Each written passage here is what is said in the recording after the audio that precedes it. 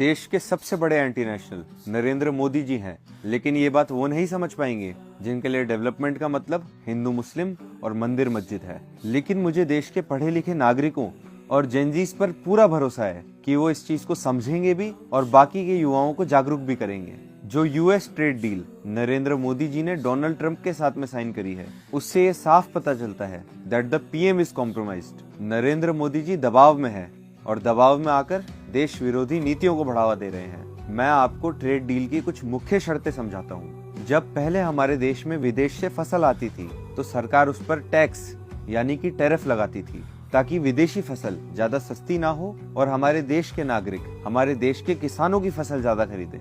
पर अब नरेंद्र मोदी जी ने अमेरिका के आगे घुटने टेक दिए और जीरो टैरिफ के लिए अग्री कर लिया।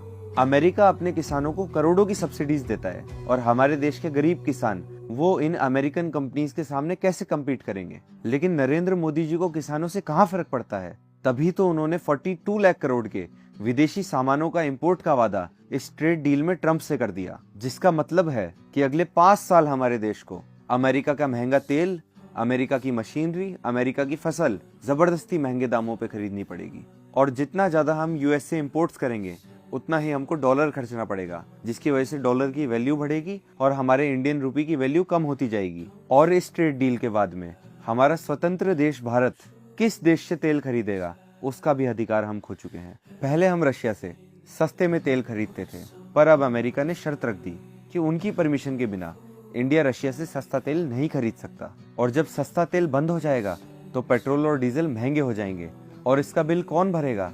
आप और मैं, इंडियन टैक्स पेयर्स। और साथियों, सिर्फ तेल नहीं, मोदी जी ने तो आपकी प्राइवेसी का भी सौदा कर दिया है। इस ट्रेड डील में ये शर्त है कि 140 करोड़ भारतीयों का डेटा अमेरिका जाएगा। आपकी बैंक डिटेल्स, आपकी मेडिकल हिस्ट्री और आप फोन पे क्या क्या देखते हैं, सब डेटा बिना किसी रोक टोक के अमेरिकन कंपनीज के पास जाएगा। जिस प्रधानमंत्री का काम हमें सेफ्टी प्रोवाइड करना था, उसी की वजह से आज हम लोग डिजिटल गुलाम बनने जा रहे हैं। अब सवाल ये उठता है कि मोदी जी इतने कॉम्प्रोमाइज्ड क्यों हैं? आज इनके दोस्त अडानी पर अमेरिका में 2200 करोड़ की रिश्वत का केस चल रहा है और अमेरिका की रिसेंटली रिलीज्ड एप्स्टीन फाइल्स में इनके व्यापारी दोस्तों और इनके बीजेपी के बड़े बड़े नेताओं का नाम भी मौजूद है।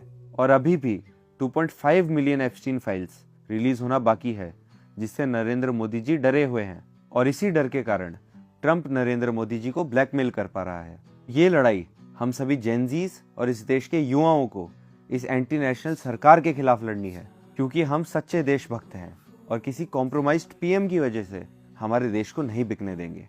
जय हिंद।